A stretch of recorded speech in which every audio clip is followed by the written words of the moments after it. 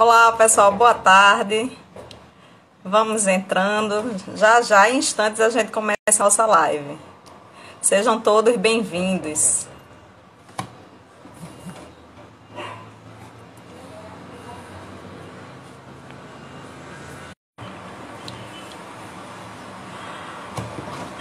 Sejam todos bem-vindos. Dando continuidade, gente, é um ciclo de lives, certo, da disciplina sobre identidade, memórias e desigualdades, ministrada por nossa professora, né, integrante do PPGE Edu, a professora Conceição Reis. E na live de hoje a gente vai discutir a temática das identidades, né, as identidades, que vai se assentar justamente nessa questão da construção social dessa identidade individual e coletiva a partir dos estudos pós-modernos. E para brilhantar hoje esse espaço, a gente vai ter a professora, a doutora auxiliadora, certo? A gente só está aguardando em instantes, ela vai estar aqui conosco. Só mais um momentinho. Estou só aguardando aqui, tá, gente? Ela dá um oi aqui para a gente poder iniciar.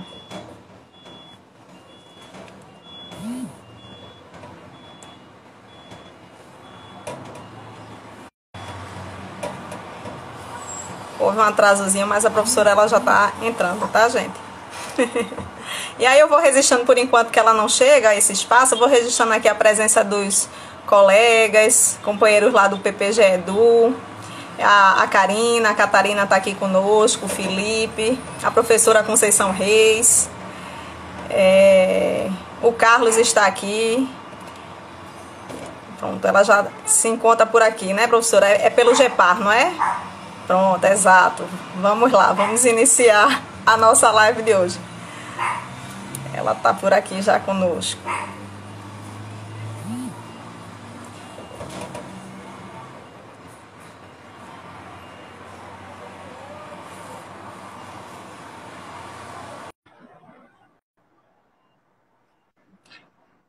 Estamos só aguardando, tá? A professora confirmar aqui, ó.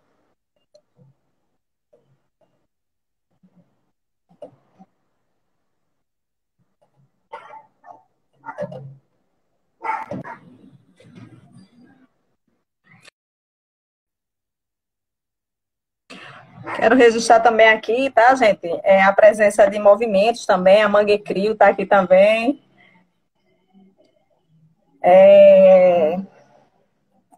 Dani Carvalho. Temos professores também aqui, né? Ju, Carlos, Léo. Um abraço, Léo. Estou lhe vendo por aqui também, Léo. Estamos juntos. A gente está tentando conexão aqui com a professora, tá, gente? Só mais um.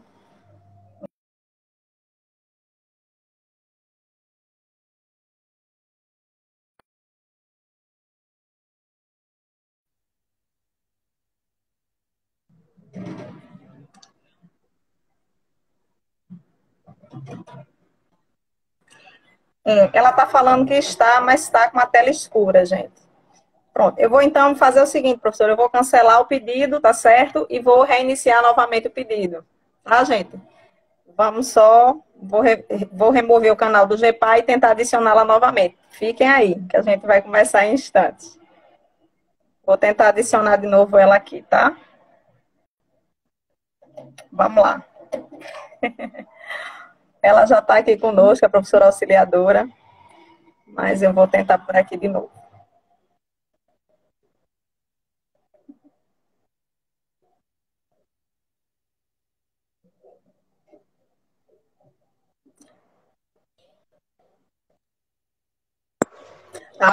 Olá, professora, boa tarde, satisfação, viu, tê-la aqui conosco. Agora sim a gente começa. Bem, gente, tudo de bom, professora, tudo bem, tudo certo, né? Bem, dando continuidade nesse espaço, e aí vou registrar também a presença da Rafaela, que está aqui com a gente, lá do IFE, os estudantes de pós-graduação, junto conosco. E para iniciar, certo, Quero dizer que seja bem-vinda, professora. Agradecemos a disponibilidade, viu, de estar aqui conosco nesse espaço formativo, indispensável para a nossa formação e para que a gente possa pensar em relação à identidade, a formação da identidade, né, relacionada aos nossos estudantes. E aí a professora auxiliadora, gente, ela é doutora, tá, em educação pela UFPE, fazendo uma breve apresentação aí dessa magnífica professora que está conosco hoje. É doutora em Educação pela UFPE, mestre em Ensino das Ciências, tá, pela UFRPE e pedagoga pela Unicap. Atualmente é professora adjunta da UFPE e assessora pedagógica da rede de afroempreendedores de Pernambuco, atuando com formação de professores, com afroempreendedorismo e com afrofuturismo. É criadora também do GEPAR, que é o Grupo de Estudos e Pesquisas em Autobiografia, Racismo e Antirracismo na Educação. É mãe, avó e militante negra. Compõe a comissão atualmente da heteroidentificação da UFPE e também compõe a comissão mista para a elaboração do programa de ações afirmativas, além de também integrar o programa de combate ao racismo institucional na UFPE. Agora sim, professora, seja bem-vinda. E a proposta, gente, nesse espaço é que a gente construa um espaço de diálogo, tá certo? Aí vocês vão fazendo É poderosa demais mesmo, minha gente. Os comentários aqui maravilhosos para você, professora. Que a gente possa estar fazendo uma roda de diálogo e vocês estarem fazendo perguntas, que a partir disso a gente vai construir esse espaço. Boa tarde para todos e todas. Inicialmente, eu gostaria de agradecer o convite da turma Identidades, Memórias e Desigualdades, o convite da professora doutora Conceição Reis, para poder pensar alto junto a vocês e expor minha narrativa, né? Consciente de que é apenas uma entre milhares de outras narrativas. Quero deixar aqui meu lamento profundo pela morte ou assassinato por falta de políticas públicas equitativas de 115 mil brasileiros e brasileiras. Pontuar que foram os brancos ricos que podem viajar de avião que trouxeram a Covid-19 para o Brasil e contaminaram as suas empregadas domésticas, os seus porteiros de prédio, os seus choferes, seguranças, disseminando o vírus para as periferias. E é lá que a maioria dessas mortes estão acontecendo, porque as pessoas pretas, as pessoas pobres, dependem exclusivamente do SUS, não contam com conglomerados médicos de excelência, nem com planos de saúde caríssimos para prover e garantir suas vidas, né? Nesse sentido, essas pessoas amargam péssimas condições de habitação, de saneamento, de esgotamento, em associação com comorbidades como diabetes, hipertensão, obesidade, o que tem sido fatal para pretos e pobres no Brasil. Feita esta ponderação, passo a responder à encomenda que Karina e Daniele gentilmente me fizeram, né? Então, essas duas moças lindas me contataram para debater a construção da identidade individual e coletiva a partir dos estudos pós-modernos. Para pensar os estudos pós-modernos, fatalmente a gente teria que pensar que existe uma teoria intitulada estruturalismo, que tem 104 anos, e uma teoria intitulada pós-estruturalismo, que tem 62 anos. E então, temos também a teoria do pós-modernismo, que, de acordo com Peters, apesar de ter uma acepção histórica e filosófica no geral, mas ela está relacionada aos movimentos artísticos do século XIX, né? E, de acordo com o próprio Peters, o pós-estruturalismo é decididamente interdisciplinar, apresentando-se por meio de muitas e diferentes correntes. Então, fazendo essa aproximação ao Peters, né, eu pude perceber que o pós-estruturalismo tem lugar tanto na psicologia, como na sociologia, na antropologia, na administração e na filosofia. defendendo, no geral, que a realidade é uma construção social e subjetiva. Ainda de acordo com Píteres, o pós-modernismo é frequentemente associado a pensamentos pós-estruturalistas. E desses pensamentos pós-estruturalistas, eu tirei 2 para fazer a nossa conversa, não é? Que são os pensamentos ligados à desconstrução e à crítica institucional. Então, tomar conhecimento do estruturalismo, do pós-estruturalismo, do pós-modernismo, me faz ficar atravessada muito mais por perguntas e dúvidas do que por respostas a dar para vocês, não é? Uma primeira pergunta seria: em que, efetivamente, toda essa rica, extensa, importante, interessante e festejada teorização contribui para responder perguntas concretas do meu dia a dia, atuando como professora universitária, né? Então, o que é fazer pesquisa?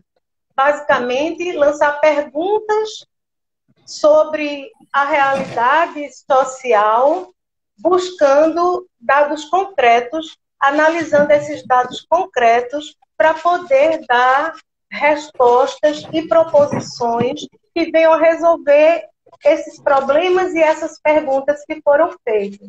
Nesse sentido, nos 8 anos em que atuo como professora universitária, eu tenho uma série de perguntas que não consigo os dados para poder respondê-las, não é?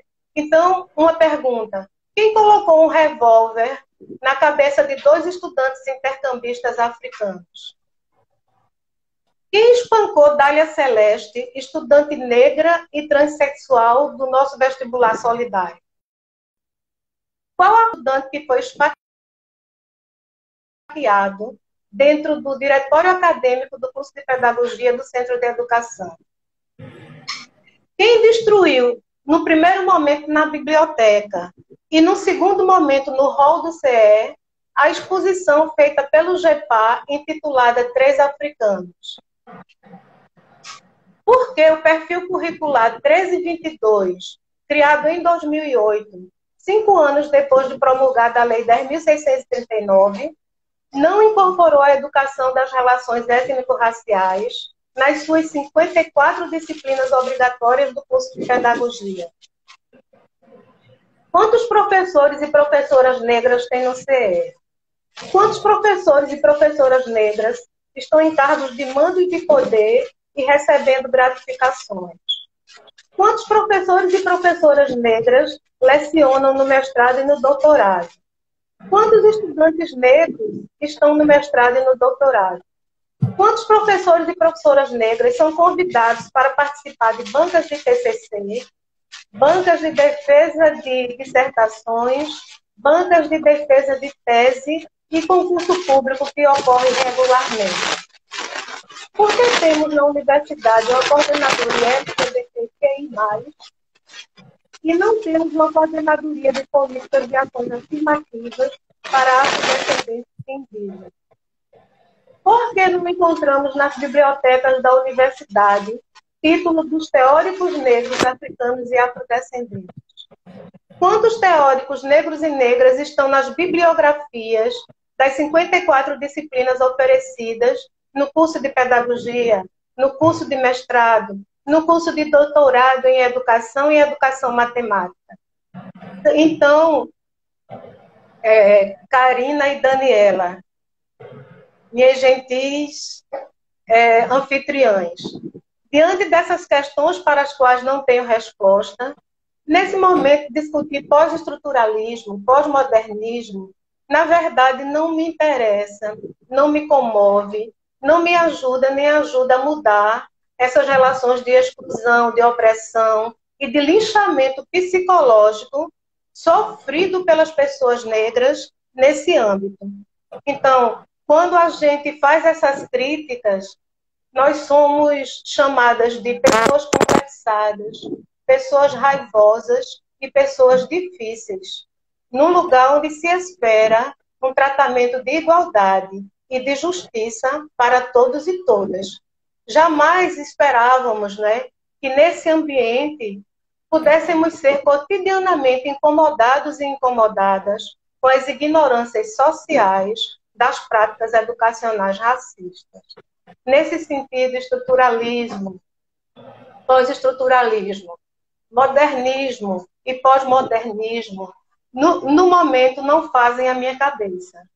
Quem faz a minha cabeça é Eliane Cavaleiro, quem faz a minha cabeça é Carlos Muro, quem faz a minha cabeça é Nilma Lino Gomes, Apiar, Luísa Bairros, Henrique Antunes Cunha Júnior, que oferecem uma nova forma de pensar a educação brasileira, incluindo todos e todas.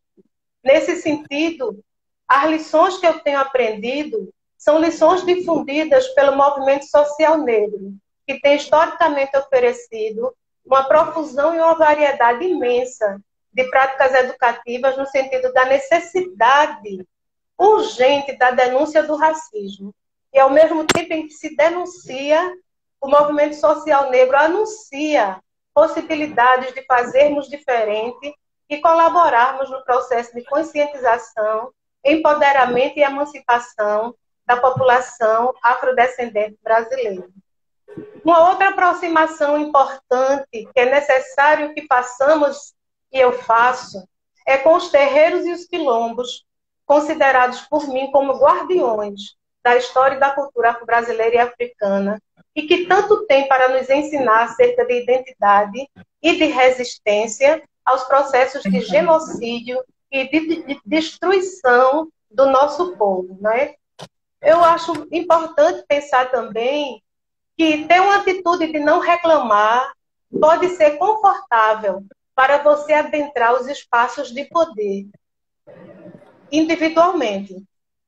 Mas é a reação, é a indisciplina, é a insubordinação e é a luta que leva às transformações sociais efetivas. Então, eu vejo como possibilidades de transformação organizações de novos quilombos de proteção da população afrodescendente brasileira, não é? Que é uma profusão imensa na última década de redes sendo criadas, construídas, implementadas. Aqui em Pernambuco, especialmente, nós temos a Rede de Mulheres Negras de Pernambuco, temos a Rede de Religiões de Matriz Africana, temos a Rede de Afroempreendedores e Afroempreendedoras de Pernambuco, temos o CAN, que é o Coletivo de Acadêmicas Negras, entre outras. Nesse sentido, considerando que a sociedade brasileira secularmente pratica o racismo estrutural, institucional, religioso, faz-se necessário e urgente discutirmos processos de construção de identidade. E uma identidade que nos leve a querer pertencer a um grupo de origem. E junto com esse grupo de origem, lutar contra toda e qualquer forma de injustiça e de desigualdade, acontecendo tanto localmente ou mundialmente. E eu vejo, sinto, espero que esse seja um movimento ascendente e que veio para ficar, porque não conseguimos mais respirar. Como disse tantas vezes George Floyd, não consigo respirar, não consigo respirar, não consigo respirar. Como George Floyd também diz a mesma coisa, grita a mesma coisa, às famílias dos jovens negros assassinados diariamente no Brasil. Tem gritado faz 2 meses, Mirtes, mãe do Miguel. Não conseguimos respirar.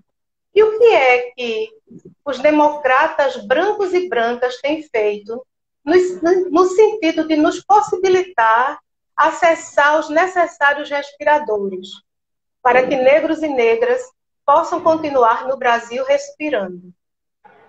Então, para discutir identidade, entre outros teóricos, eu tenho me aproximado de Marie-Christine Jossot, que considera que a identidade deve ser concebida como um processo permanente de identificação, diferenciação e identificação e de distinção de si através de nossas identidades evolutivas, como emergências socioculturais visíveis da existencialidade, né? Então, compreendemos então que a identidade pode sofrer instabilidades e desconstruções mediante as mudanças que ocorrem nos valores e nas referências socioculturais em que os indivíduos encontram-se inseridos. E, pensando assim, eu quero afirmar com Jossô que as situações educativas são igualmente um lugar e um tempo nos quais o sentido das situações e dos acontecimentos pessoais, sociais e profissionais pode ser abordado, facilitando uma visão de conjunto e dando a medida das mutações sociais. A leitura dos trabalhos de Jossô, em 97, 2004, 2008, 2010, portanto, nos permite compreender a formação como sendo importante, ligada à área, também vislumbrar a formação como algo que se efetiva em diferentes lugares, não apenas na universidade, não apenas nos espaços de caráter educacional e autorizados a emitir diplomas. Nesse sentido, Jossô define formação como quando integramos na nossa consciência e nas nossas atividades aprendizagens, descobertas e significados efetuados de maneira fortuita ou organizada em qualquer espaço social ou na intimidade conosco próprio ou com a natureza. Como professora do ensino superior no curso de pedagogia, faço uso das escritas de si por acreditar com Jossô que uma narrativa de vida, ou seja, uma autobiografia, escrita na perspectiva da formação, deve buscar articular os momentos e os componentes dos sujeitos de forma global, não é? Em torno dos momentos charneiras, que são aqueles momentos em que o sujeito escolhe, sente-se obrigado a reorientar a sua maneira de se comportar, a sua maneira de pensar, reorganizar o seu ambiente e pensar em si através de novas atividades e através de novas formas de produção do conhecimento. Um outro teórico importantíssimo do campo da filosofia e de quem me aproximo para discutir identidade também é a Piaget. Para Piaget, colada a ideia de raça, tem-se em comum uma ideia essencialmente negativa da cultura tradicional na África, como anárquica, desprovida de princípios e ignorante, e definida dada a ausência de todos os traços positivos da civilização. Então, pensa-se numa África selvagem e dominada por ideias pagãs. Então, gente, vale ressaltar nesse sentido que muitos teóricos ocidentais construíram e outros herdaram e continuam comunicando em suas teorias não somente a ideia de raça, mas aliada a essa ideia também possui uma concepção dos processos civilizadores e da inexistência de processos civilizadores dentro da África.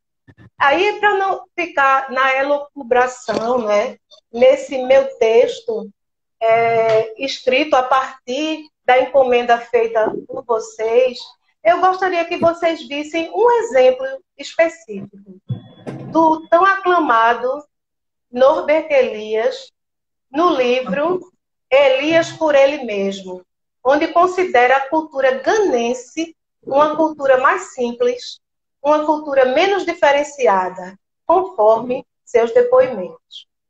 Fala o nosso Norbert Elias.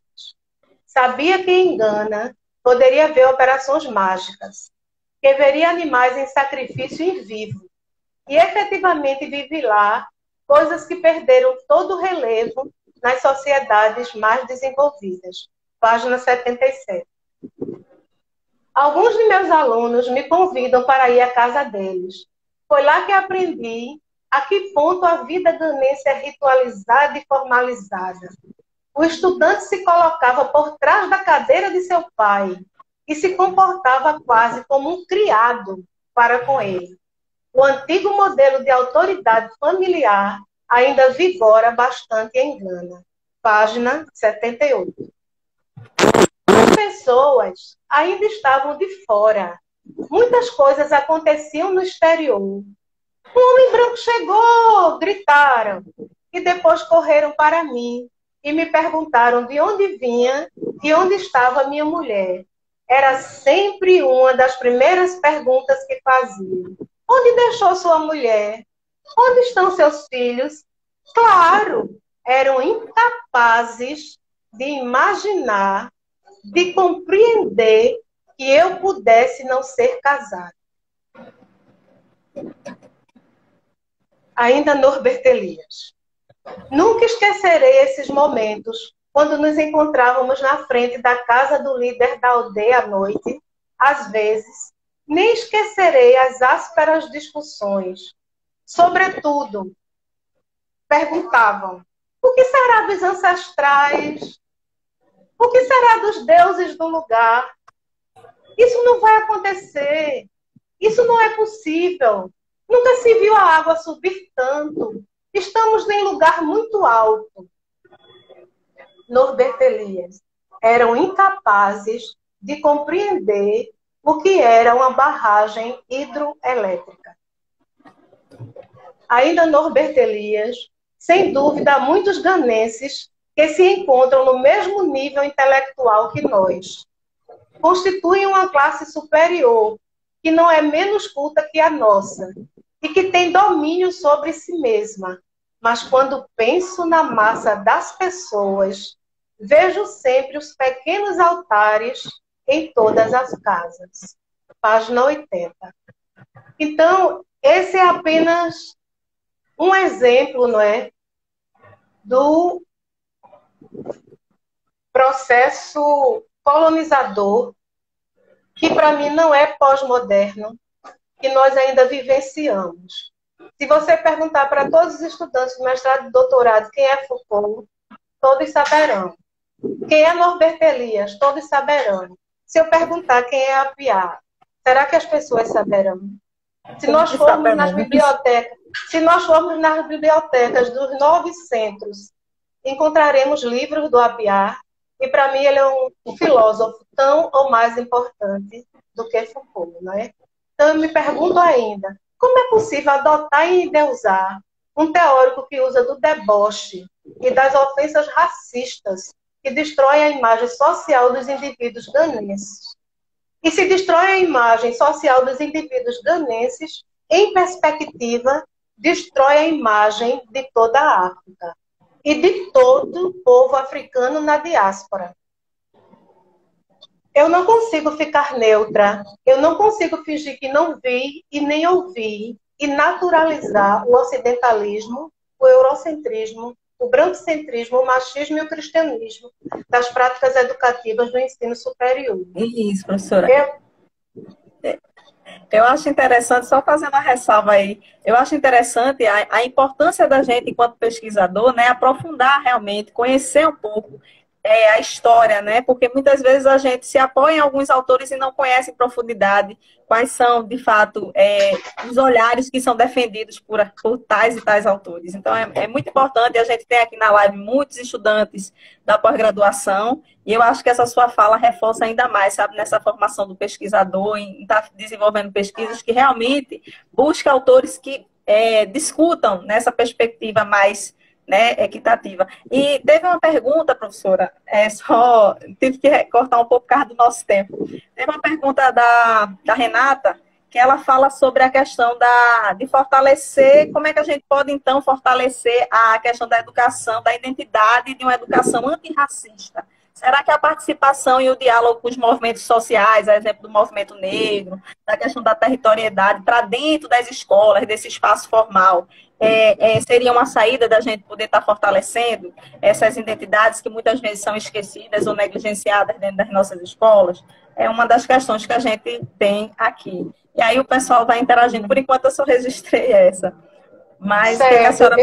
o que que a senhora diz aí para a gente em relação a esse diálogo dos movimentos sociais com é, a escola? eu responderia que se nós queremos efetivamente colaborar no processo de construção da identidade da população afrodescendente brasileira, é imprescindível que nós façamos uma imersão nas diretrizes curriculares nacionais para o ensino da história e da cultura afro-brasileira e africana, não é?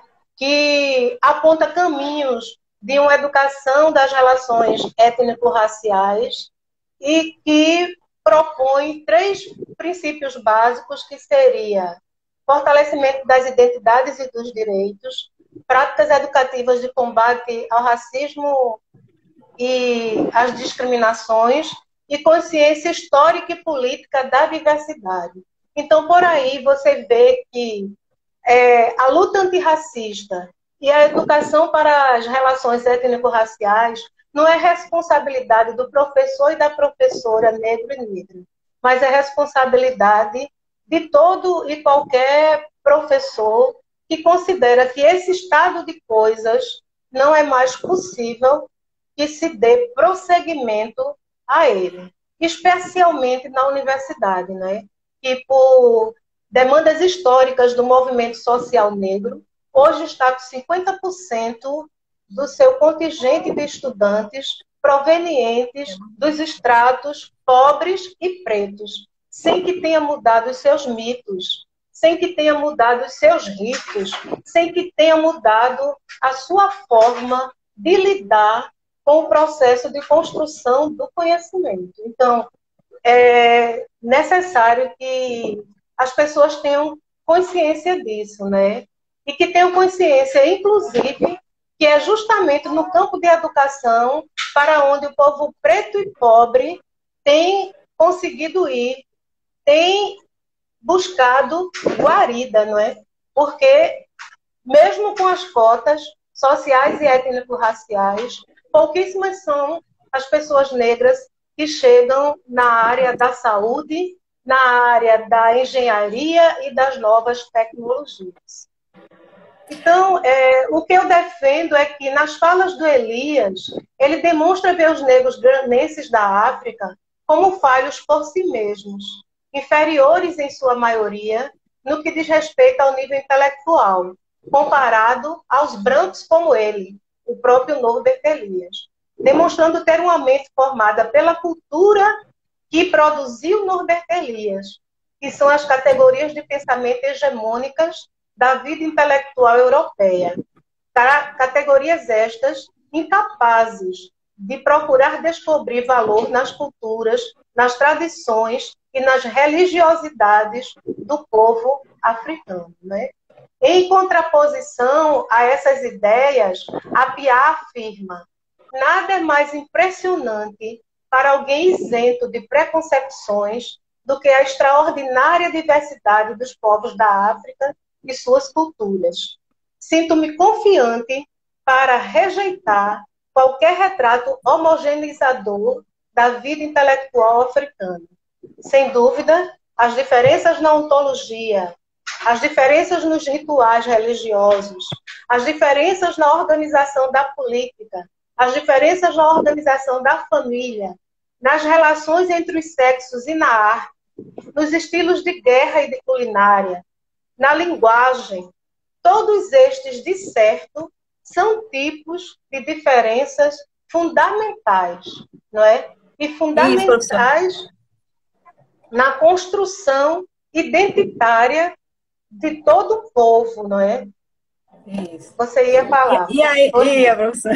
E agora é um questionamento meu, tá? A gente estava até antes de entrar aqui na live discutindo sobre um texto de Kellner, que é justamente falando sobre a questão da construção da identidade, muitas vezes influenciada pela mídia. E aí você coloca justamente, com base no Norbert Elias, você fala sobre a importância da gente, através da arte, através da linguagem, valorizar essas produções, não é? E essas africanidades. E aí eu queria saber, professor, como é que a gente pode fazer esse diálogo com a questão da produção midiática que a gente tem hoje? Como é que a gente pode fortalecer um olhar dessa identidade, né? Porque a gente sabe que a mídia, né, e os meios, enfim, a internet também, enfim, influencia muito na construção da identidade dos nossos estudantes, da nossa sociedade como um todo, né? E aí seria, como é que a gente pode, fazendo esse diálogo, né? Já que você fala que Norbert Elias, ele fala sobre a questão da arte, da linguagem, da gente poder estar construindo a partir desses espaços de valorização. Então, como é que a gente pode fazer esse diálogo junto à questão midiática, em relação à construção social dessa identidade, que precisa ser fortalecida e valorizada sem desprestigiar, né, as diferenças, as diferenciações que há. Eu considero que a mídia oficial, não é? Ela tem sido ferida de morte pelas Também mídias. acho, professora. Eu concordo. Ela tem sido ferida de morte pelas mídias alternativas. Então, é através das mídias alternativas que nós hoje estamos podendo ver, falar e discutir acerca do genocídio dos indígenas, por exemplo. É através das mídias alternativas que nós podemos estar vendo e podendo nos posicionar contra o genocídio dos jovens de 15 a 29 anos, que é tão sério e tão forte e tão ceifador de futuros no Brasil, não é? Então, 72% dos jovens de 15 a 29 anos que são assassinados são negros e negras. As pessoas que estão nas prisões, na sua maioria, são negros e negras. E, às vezes, por penalidades ínfimas, quando nós sabemos que os brancos ricos e idosos roubam faz séculos nesse país e não acontece efetivamente nada com essas pessoas. Porque as pessoas brancas, as pessoas ricas, as pessoas idosas, a bancada do boi, a bancada da bala, a bancada da Bíblia, está com o poder nas mãos. Não apenas no setor da política, no Senado Federal, nas câmaras, mas também no poder executivo e também no poder judiciário, né? Então, é muito importante a presença das pessoas negras na universidade, porque vão trazer a sua história, vão trazer a sua memória, vão trazer a sua ancestralidade, vão produzir conhecimentos imersos noutras teorias e elaborar TCCs, dissertações e teses que possam demandar do Estado brasileiro e da Universidade Pública Brasileira políticas públicas racialmente equitativas, que estejam na linha de frente da luta antirracista, que esteja na luta de frente do epistemicídio acadêmico, né? Concluindo, eu penso que para que possamos teorizar sobre a África, os africanos e os afrodescendentes na diáspora, e para colaborar na construção de identidades individuais e coletivas, fortalecidas, empoderadas e capazes de atuar na luta antirracista e na educação das relações étnico-raciais, faz-se necessário compreender a existência dessas diferenças fundamentais preconizadas por Apiar, o que requer a superação das concepções científicas do século XVII, século XVIII, século XIX e século XX sobre raça, que visava única e exclusivamente o domínio colonial europeu sobre a África, os africanos e seus descendentes na diáspora. Tudo que se quis e que ainda se quer é a pilhagem.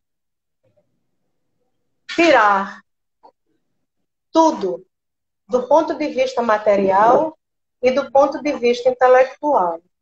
Se vocês puderem ler Racismo e Sociedade, do Carlos Moore, para mim é uma obra clássica que discute o racismo desde os primórdios do tempo até os dias de hoje, não é? E desconstrói tanta coisa que nos foi ensinada. Inclusive que não foi na Grécia que apareceu a filosofia. E que não é da Grécia que vem o pai da filosofia. Porque o pai da filosofia passou 20 anos estudando no Egito. E onde fica o Egito? Aí as pessoas se apropriaram da prata, se apropriaram do ouro, se apropriaram do diamante, se apropriaram dos minérios e se apropriaram também dos conhecimentos, dizendo que são seus, quando na verdade não são. Não são, e isso é desonestidade. Isso é deslealdade. E a gente precisa realmente, professora, resgatar até a nossa própria identidade nacional, né? Tão diluída aí. Tá aí, Hannah Arendt para confirmar. Sem dúvida, não é? Então, é importante perceber as fronteiras políticas e linguísticas e perceber que elas não são familiares e que não querem o nosso bem e, portanto, não são importantes e não devem ser recomendadas.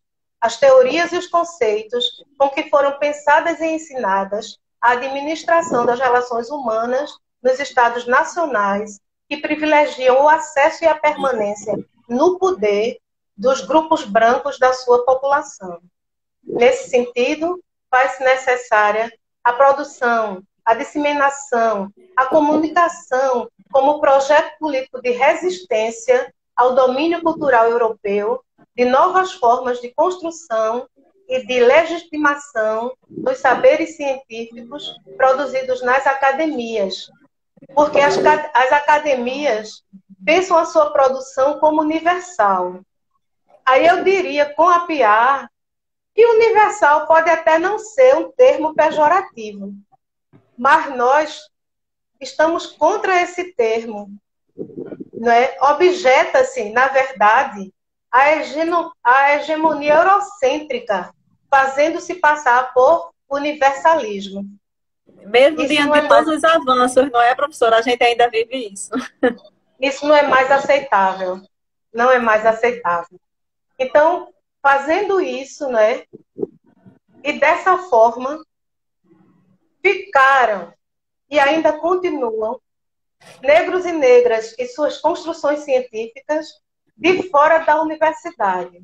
E o branco, muito confortável, do lado de dentro, usufruindo de uma escolarização pensada e efetivada por uma elite para atender aos interesses da própria elite.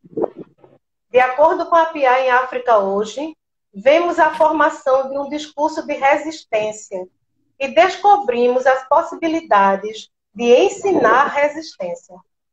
É isso que nós precisamos fazer. Né? À medida que os próprios súditos descolonizados escrevem agora como sujeitos de uma literatura própria.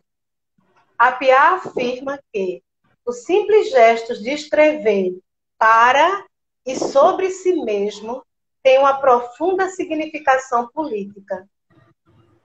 Repetindo, pode ser muito fácil, muito confortável você ficar numa zona de conforto, né? E não realizar, ou só realizar, a crítica das instituições lá de fora. Eu proponho que nós entortemos a vara, não é? Ao discutir sociedade, Estado, estruturalismo, pós-estruturalismo, modernismo, pós-modernismo, entortemos a vara e vamos também fazer a crítica da nossa instituição. Vamos também fazer a crítica das nossas práticas de ensino. Excelente, professora, de essa sua pesquisa, de extensão e de inovação. no sentido de dar respostas à premente e à necessária luta antirracista e educação das relações étnico-raciais, por novos TCCs, por novas dissertações, por novas teses e por novas professoras doutoras compondo as nossas bancas, é o que eu tenho a dizer. Muito obrigada. Satisfação, professora Tila. Obrigada, nós agradecemos, pessoal. Assim, professora, em termos de pergunta, não tivemos mais, tá? Mas muitos elogios. Professora auxiliadora maravilhosa e muitas palmas, muitos aplausos. Só pediram para que a senhora pudesse repetir o nome do autor, Carlos. Você chegou a falar para nós. Yara pediu aqui. Carlos Moore. É M-O-O-R-E. Ele tem M-O-O-R-E. Ele tem certo. Racismo e Sociedade. Tem Pichon, que é a autobiografia fantástica, fantástica, imperdível dele mesmo. E tem Hela Kuti, Essa Vida Puta, que é ele intermediando a autobiografia de um artista, que é também muito importante nesse processo de empoderamento e certo. De identificação da população negra. Então, são livros que eu não achei nas nossas 9 bibliotecas, que eu precisei importar, né? E eu imagino que para os estudantes pretos e pobres conseguir ter acesso a autores tão importantes não vai ser fácil. Mas depende deles e delas. Isso. A senhora deixa uma lição muito grande para a gente, assim, a necessidade das instituições valorizar os autores negros, não é? Trazer essas biografias para dentro das nossas universidades e também para dentro das nossas escolas, né? Eu fiz, a nível do meu curso de letras, eu fiz um TCC que fala sobre a literatura afro e as dificuldades das professoras na educação básica de trazerem esses autores, né? E de conseguirem os livros. Então, assim, é necessário que exista realmente essa mobilização, né, para que essas produções cheguem também nas nossas instituições e que a gente vá, aos poucos, fazendo esse movimento que a senhora traz aí no seu discurso, da gente colocar os movimentos para dentro, colocar essas discussões para que elas se façam corporificadas dentro das nossas instituições e assim a gente extermine de vez o racismo institucional, que infelizmente ainda é existente, né, professor? E aí sua fala deixa bem claro isso. Espaços que necessitam ser abertos, né? E que haja relações mais equitativas. No mais, professora, a gente agradece demais a participação da senhora Iwacete. Eu gostaria apenas de dar uma outra proposição, não é? Que são os livros do Kwame Appiah. A-P-P-I-A-H. Certo. Eu também precisei importar do Appiah A África na Filosofia da Cultura. Na Casa do Meu Pai, que é a autobiografia do Appiah e da relação que ele desenvolveu com o pai e com seu país. E a gente consegue perceber que escrever uma autobiografia, ao mesmo tempo em que você está falando de si, trazendo sua memória, sua história, não é sobre si apenas. Você vai trazer a história da sua família, a história da sociedade na qual você e construir uma identidade, né, professora? A partir dessas memórias, a gente construi a nossa identidade. É importante isso. A sociedade na qual você está inserida. Então, esse livro, Na Casa do Meu Pai, é de uma riqueza fantástica. Você fica se sentindo lá dentro e participando daqueles momentos extremamente importantes, não é? E um terceiro livro que para mim é revolucionário.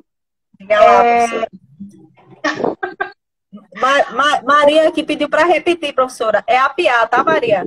É Na Casa do Meu Pai, o nome do livro. Ela pediu aqui no chat. Na Casa do Meu Pai.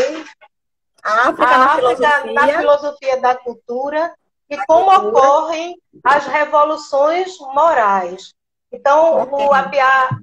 o APA defende que, numa situação de racismo, de profunda opressão, de profunda dominação, não adianta e não importa você apelar para a moral e os bons costumes das pessoas e das instituições que estão praticando as imoralidades.